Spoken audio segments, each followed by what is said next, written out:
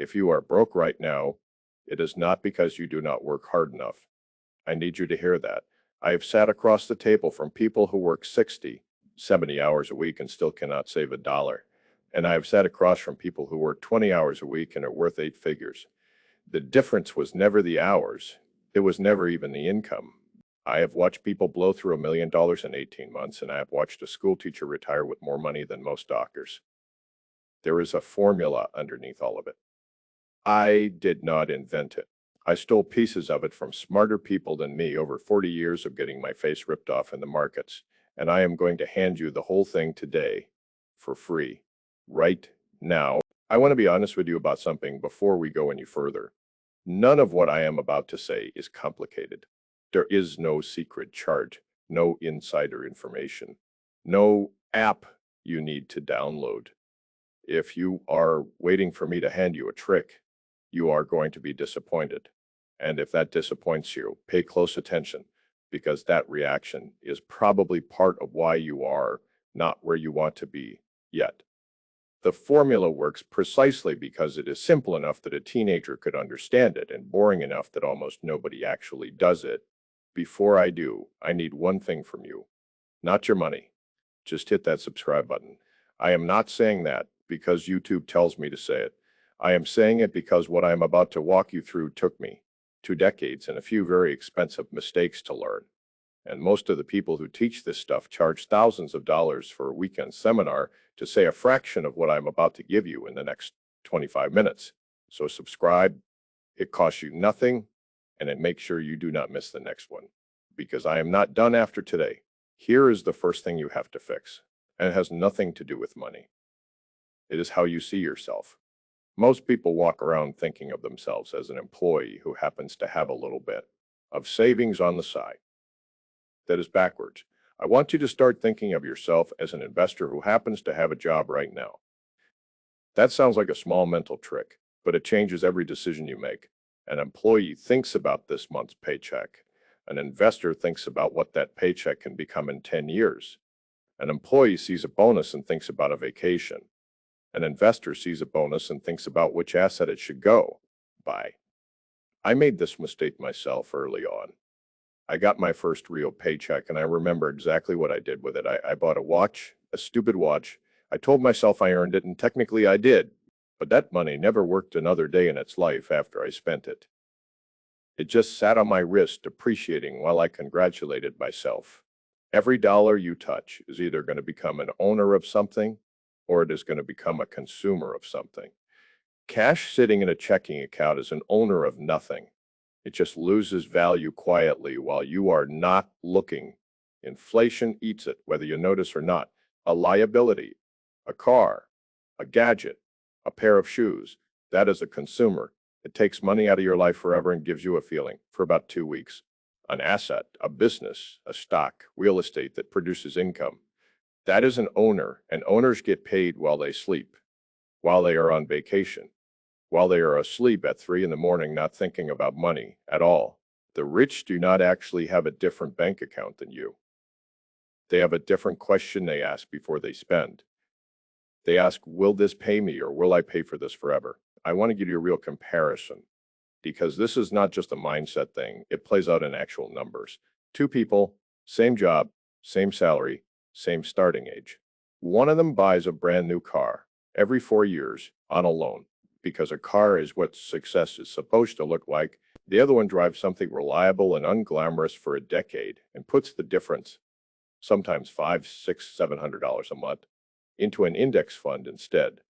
20 years later, one of them has owned 5 cars and has nothing to show for any of them. The other one has an account worth several $100,000, sitting there quietly, and still drives something unglamorous. Nobody at a dinner party is impressed by the second person. And that is exactly the point. Wealth is usually invisible, right up until the day it is not. That is it. That is the whole first shift. You do not need a finance degree for this part. You need to catch yourself the next time you are about to buy something and ask which one of those 2 things you are about to become, an owner or a payer. Do that enough times and your whole financial life bends in a different direction without you even trying that hard. Now, once your head is in the right place, You need fuel, and the fuel is the gap. I define the gap as the space between what you make and what you spend. This is the most boring part of the whole formula, and it is also the part that nobody wants to hear. So let me just say it plainly. If there is no gap, there is nothing to invest. And if there's nothing to invest, none of the rest of this matters, no matter how smart you get about the markets. I do not care if you make $40,000 a year or $4 million. If you spend all of it, you are stuck at zero forever. And I have personally watched people making $4 million a year end up broke because their spending grew faster than their income. Lifestyle creep is the quiet killer of wealth. It does not show up as one big dumb decision. It shows up as 100 small reasonable ones. A nicer apartment because you got a raise. A nicer car because you deserve it. A few more dinners out because you can afford it now. A first-class seat because why not? You worked hard this quarter. Every single one of those decisions feels justified in the word moment, and every single one of them is stealing from your future. I have watched this happen to people who were making genuinely serious money, and the scary part is how normal it feels while it is happening. Nobody wakes up one day and decides to sabotage their future. It happens one reasonable purchase at a time until the income has nowhere left to go, and the highest earner in the room is somehow also the most financially fragile. So here is what actually works, and it is embarrassingly simple. Pay yourself first, automatically, before you see the money, not what is left over at the end of the month, because there is never anything left over at the end of the month. I do not care who you are, expenses will always rise to meet whatever is available. Set up the transfer the day you get paid, so the money is gone before your brain even registers it existed. I like a simple split, something like 70% to live on, 20% that goes straight into investments, and 10% that sits as a cushion for emergencies and opportunities. The exact numbers matter less than the discipline of doing it automatically and doing it every single time. And here is the part people miss. This gap is supposed to grow as a percentage, not just in dollars. When your income goes up, I am not telling you to freeze your lifestyle forever. Live a little. You have earned it. But the raise should feed the investing bucket first and the lifestyle bucket second, not the other way around.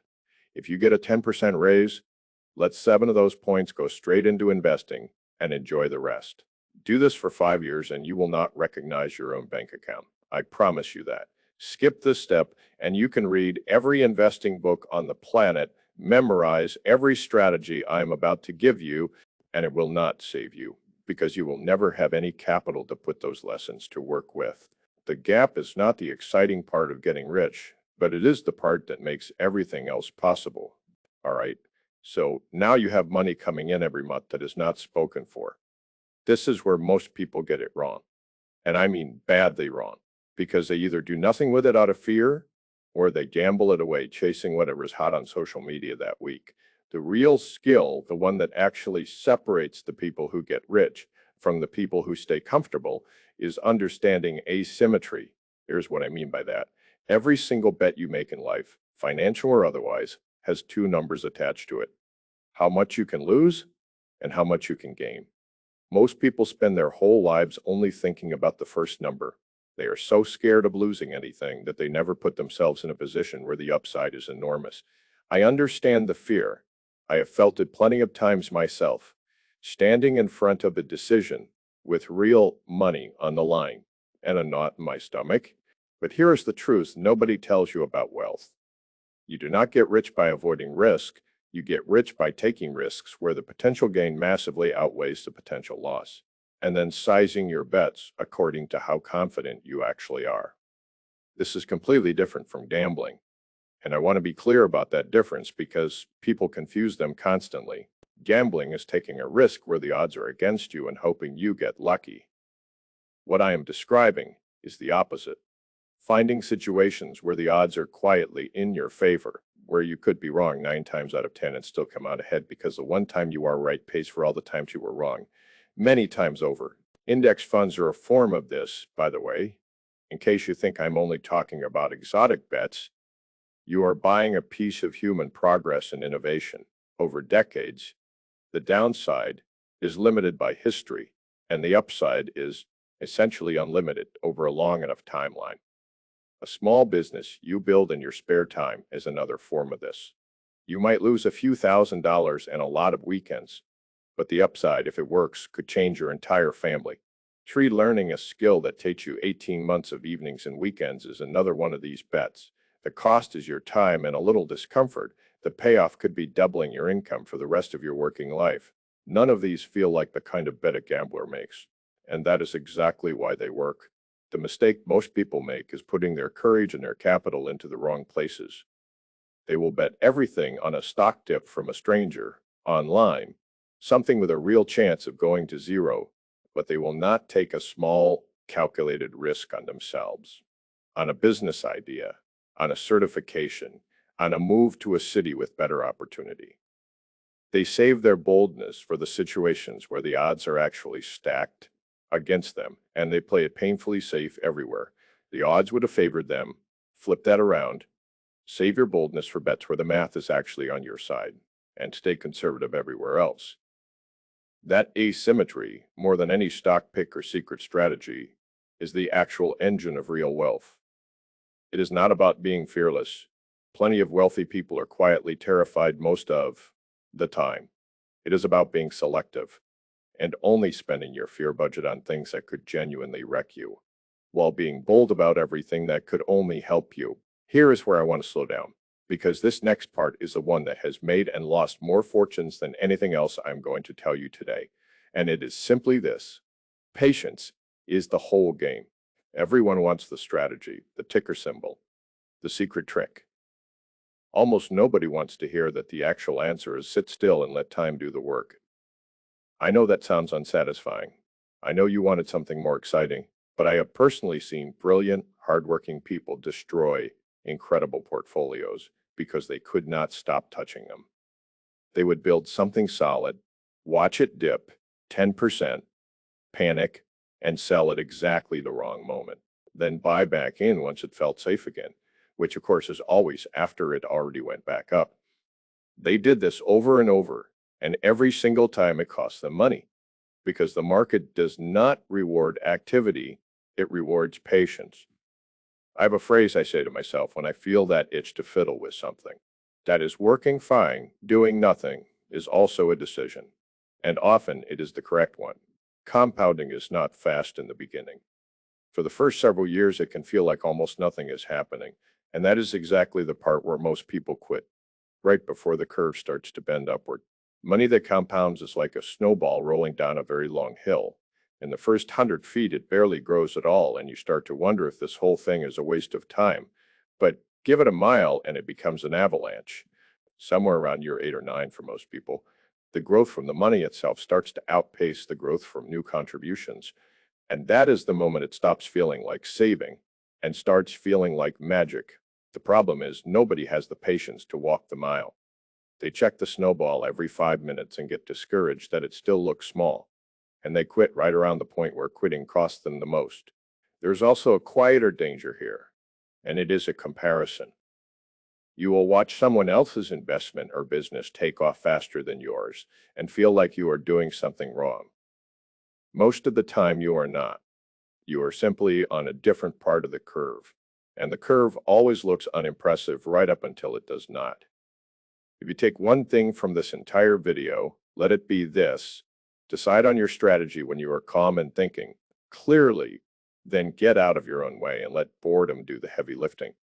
The people who get rich slowly and the people who stay poor forever are often doing almost the exact same thing on paper. The only difference is one of them had the patience to leave it alone. Now, everything I have told you so far only works if you survive long enough to let it work. And that brings me to the part almost nobody talks about: protecting the downside. I have known people with genius level intelligence about markets who still went broke, not because they were wrong about where things were headed, but because they were wrong about the size of the bet. And one bad position wiped out 10 years of good decisions. This is the lesson that actually cost me the most to learn personally. Early in my career, I got extremely confident in a position. I was so sure I was right that I put far more into than I should have. And for a while, it worked beautifully. And that success made me even more overconfident. Then the position turned against me fast, and because I had seized it so aggressively, the loss was not a bruise. It was closer to a fracture.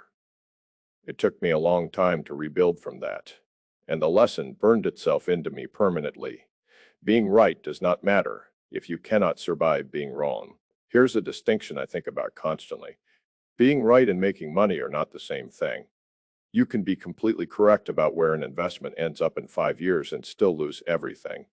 If you seized it so large that a temporary dip forced you to sell before you got there, the market does not care how right you eventually would have been. It only cares whether you had the staying power to still be sitting at the table when the good outcome arrived. That staying power comes entirely from position sizing, from never letting any single bet get large enough to end the game for you. Every single position, every investment, every bet you make in life needs a predetermined exit if it goes badly. Decided before you put the money in, not after your emotions are already involved. Because your judgment when you are already losing money is the worst judgment you will ever have. Ask yourself before you commit any serious money, what does losing look like here? And can I actually live with that outcome? Not just financially, but the version of me that has to explain it to my family. If the honest answer is no, the position is too big, shrink it, no matter how confident you feel. Confidence is the most dangerous emotion in all of finance because it feels identical right before you are right and right before you are wrong. There is no internal warning light that tells you which one it is going to be this time. The people who stay wealthy for decades, not just the ones who get a lucky windfall once and lose it just as fast, are the ones who treat capital preservation as rule number one, before growth, before opportunity, before anything else. You can always find another good opportunity if you still have capital left to act on it. You cannot find your way back if the position that was supposed to make you rich instead wipes you out completely. I would rather you make slightly less money for the next 20 years and still be standing at the end of them than swing for a fortune and be gone from the game entirely after year 3. So here is your challenge, and I want you to actually do this, not just nod along and close the video. Pick one thing I said today, just one, and do it in the next 24 hours. Set up that automatic transfer. The day you get paid, even if it starts small, even if it is only $50, the amount matters far less than building the habit before your life gets more complicated and expensive. Write down the one asymmetric bet you have been too scared to take because the downside was actually small and the upside was actually huge. The skill you have been meaning to learn, the side project you keep talking yourself out of, the application you never sent. Look at your current portfolio, your investments, even your career, and ask honestly if any single position could genuinely hurt you if it went wrong tomorrow. And if the answer makes you uncomfortable, that discomfort is information. Use it. You do not need to overhaul your entire financial life in one afternoon. That is how people burn out and quit after a week, all motivation and no follow through. You need one honest action taken today, then another one next week, then another one the week after that, until one day, and it happens faster than you think, you look up and realize you are not the same person with money that you used to be. Nobody wakes up wealthy. It happens in the accumulation of 1,000 boring decisions made correctly over and over, long after it stopped feeling exciting. I did not learn any of this in a classroom. I learned it by losing real money and paying very close attention to why. By making the mistakes I told you about today, so you would not have to make them yourself. You get to skip most of that tuition today, but only if you actually act on what you just heard instead of just enjoying it as content and moving on to the next video. So go do the one thing right now before you close this out and get distracted by something else. I will see you in the next one.